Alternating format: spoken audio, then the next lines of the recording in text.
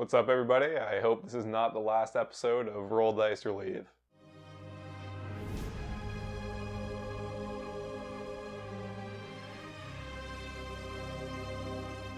Kind of a sarcastic opener today, but I'm actually going in for a surgery next Friday, so don't expect a video next week. That's going to kind of take up a lot of my time.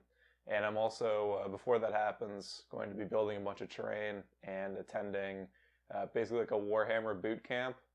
I'm pretty bad at Warhammer. I haven't played it since like 5th edition, but I do want to get back into playing it at least a little bit, seeing as I have like a ton of shit for it and a bunch of rule books and stuff.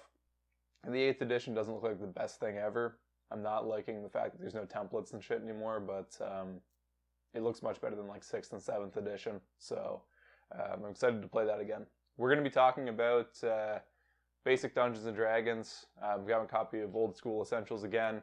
And we're kind of taking everything full circle back to where we started with Roll Dice or Leave for this episode, just so I'm not leaving you hanging on the story of what happened to Saturn and what happened to that game that I was saying that I was going to leave on the off chance that I do just die on Friday, which would be fucking really funny, actually.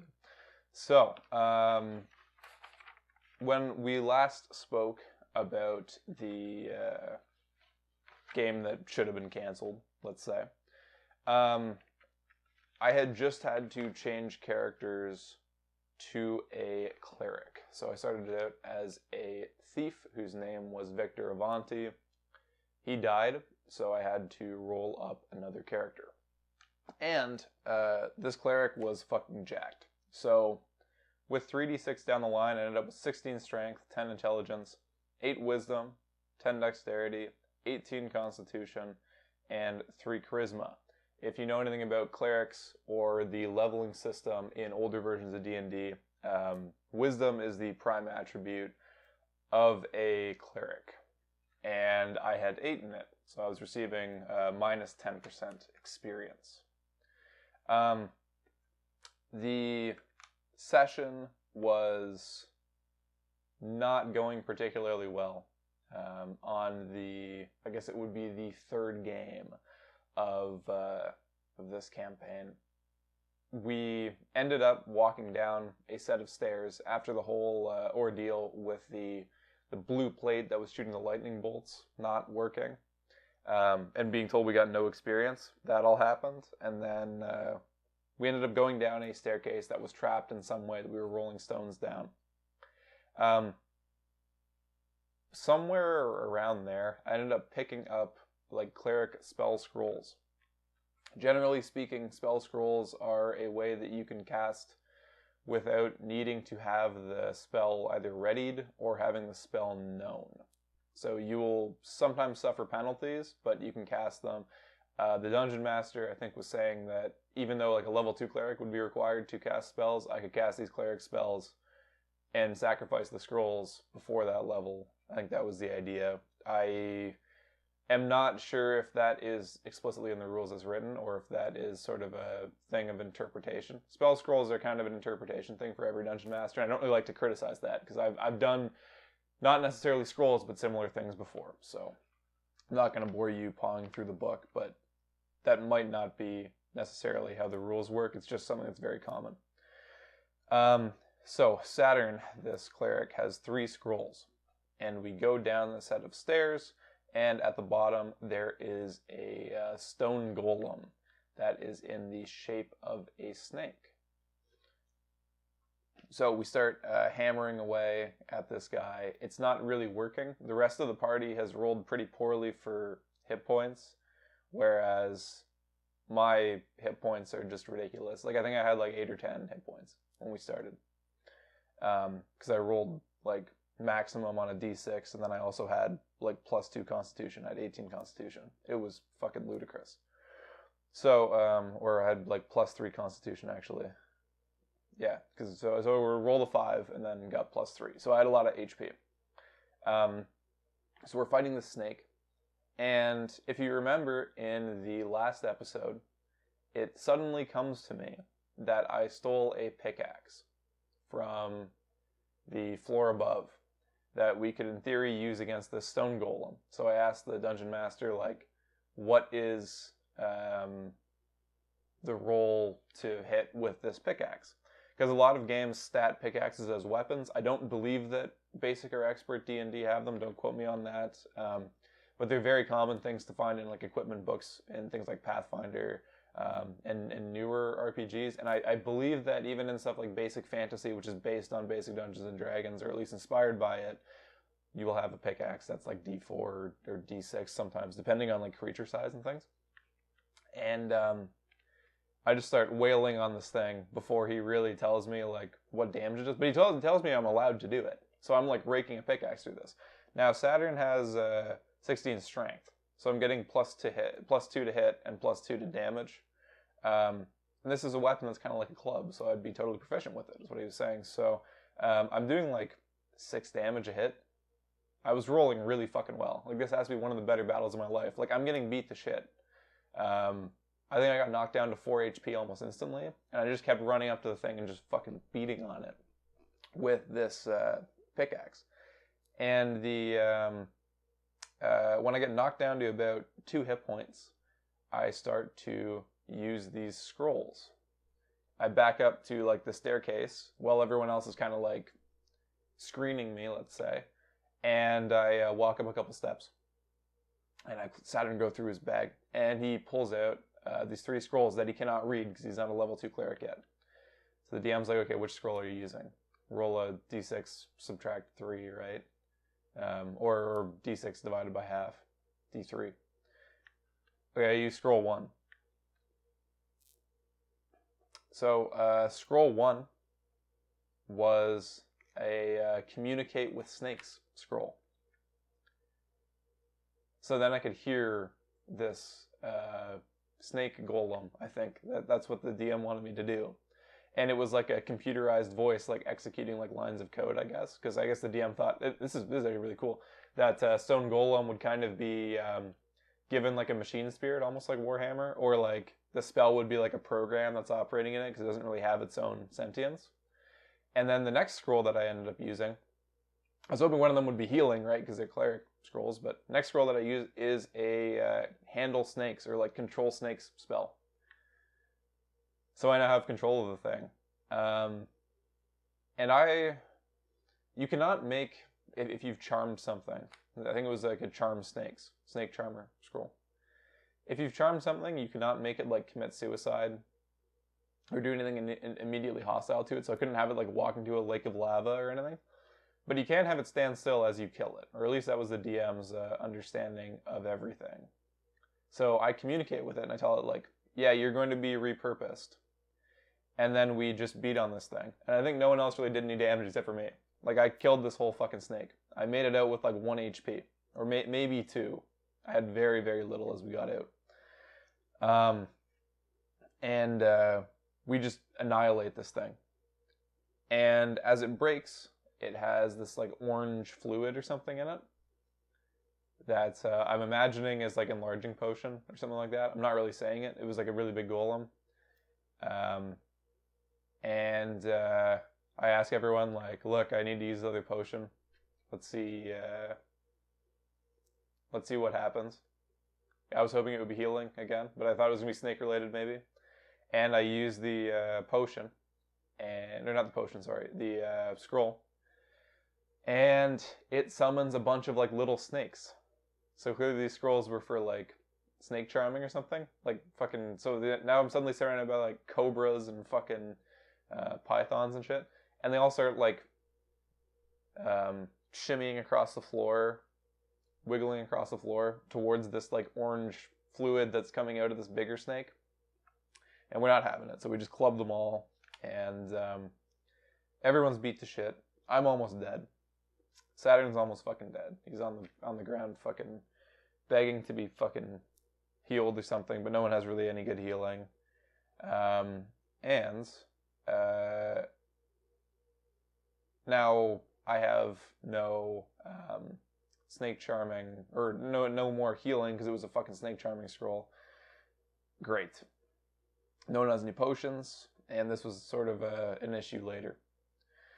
So we try to progress further, as you do. The way I see like this when a campaign's going this fucking sideways. That battle was actually pretty good, I have to say, but the rest of the campaign was going kind of sideways. I stopped caring about my characters a long time ago, so I figured that I might as well just keep going, and then if I die, I'll just appear in the next room as things had been going so far.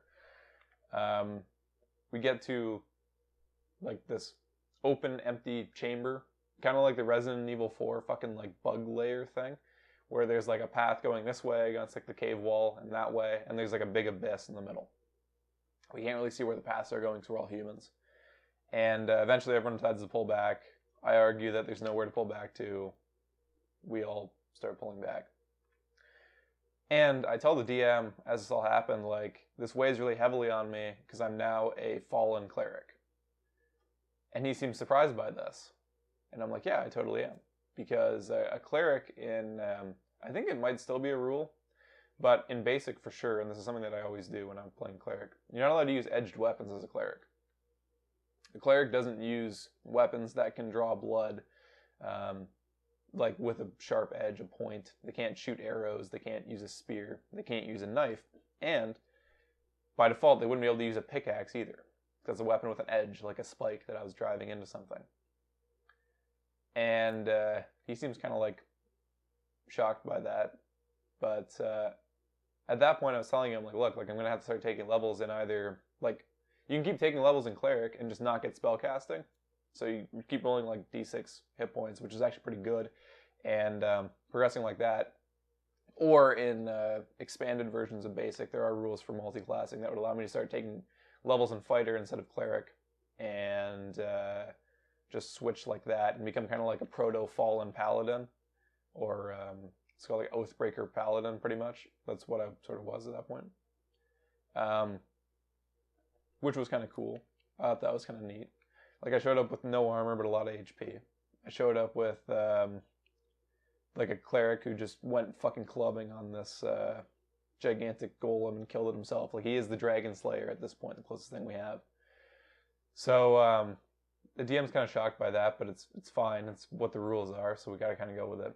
We head back to the nearest town, and we get our experience. So whenever you bring valuables or gold, or you kill shit and you get back to a town, is when your experience hits. Normally experience for kills will hit while you're still in the dungeon, but for gold and valuables and stuff, it will hit when you get to the town. We got all of our experience when we hit town for everything, which I guess is fine. And we got 749 experience each, which is not nearly enough to level up. You need like 1,500 as a cleric to make it to the next level. I guess 749 each isn't accurate. It's going to be 10% less than for me, but it wasn't very much, which was kind of disappointing, but that's how things go. And we're wandering around the town, and this is where things start to get like completely retarded. So normally when you go back to a town, it's kind of like either really quick, like a sort of fade to black, come back, okay, we have extra rations and we've healed and shit. Or you kind of like roleplay it and it's fun. And the DM wanted to clearly like roleplay it and it's fun, but it was just tedious instead. There are rules where you can see what sort of like business is in a town with a system of roles, which is fine if you're playing like an open world game and you've been playing basic for a long fucking time. And you know how to do that, but he didn't really, so it's just taking forever as we roll for every single different, like we wanted to, there were rings or something, or pieces of silver, we wanted to have appraised, so we're trying to like roll for a jeweler like a million times, and it was kind of shitty. And while this is happening, I walked to like the potion store, I'm trying to get potions, and it turns out this is suddenly a very, very low magic scenario, because you cannot just buy some. And you can't really just buy potions in basic Dungeons & Dragons either. They're not really priced, but there is a spell complexity and spell ingredients, I believe, that are given for potions. Because you need to have potions in order to keep going through a dungeon because of how lethality works. Like, you just hit 0 and you die. So I'm trying to go get us some potions to keep adventuring, and there just aren't any. Like, the DM actually roleplayed it fairly well, but he's basically telling me that there's no potions. He's like, he would need all these kinds of ingredients to give you something that, like, boosts regeneration when you sleep or some shit. So there's no, like, drink this D6 HP potion. And the potions are ludicrously expensive as well. So it's a very low magic. It's like fucking Thieves' World all of a sudden. So people can appear out of nowhere. Every single trap has, like, fucking magic gas. Nothing makes any fucking sense. But when you go to the village, you cannot just go to, like, Four Houses Potion Shop and buy D6 hit point potion.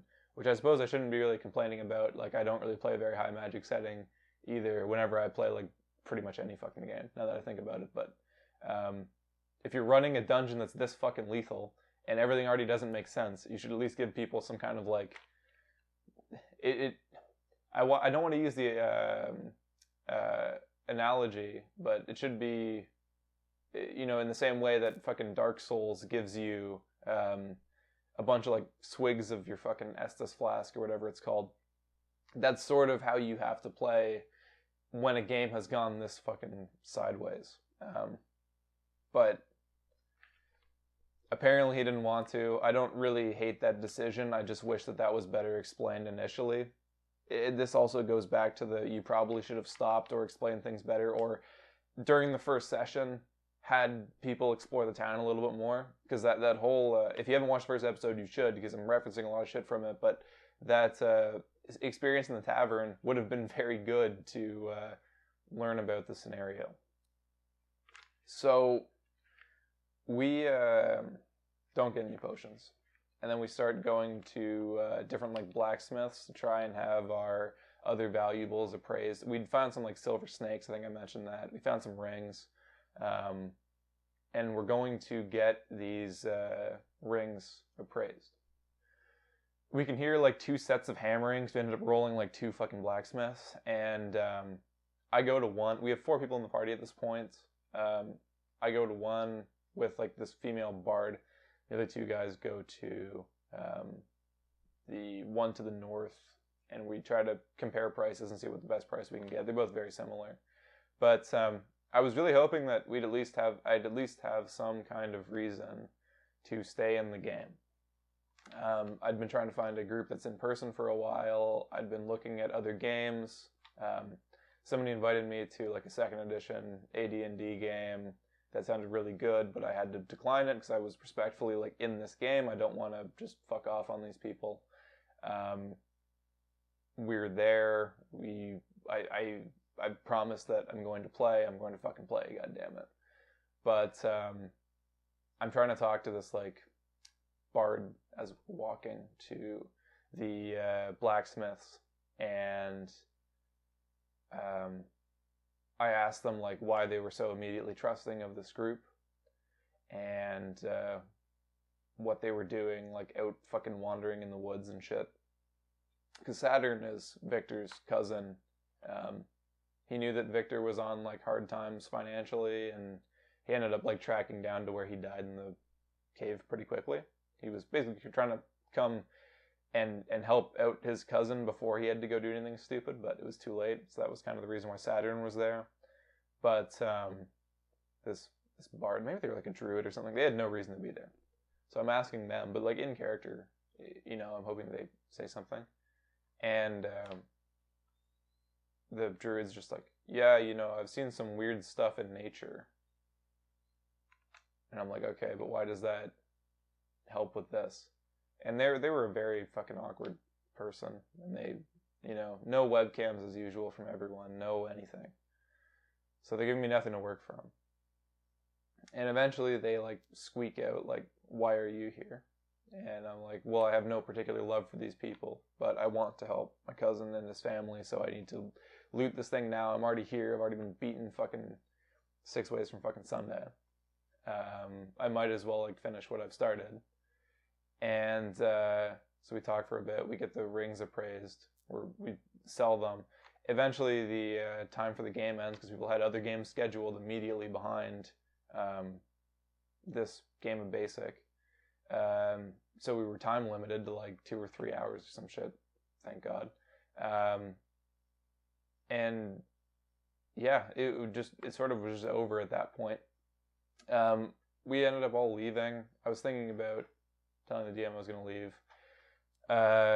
Waited a week. These people basically didn't like play without me, which was frustrating. It's supposed to be like a drop in, drop out kind of game.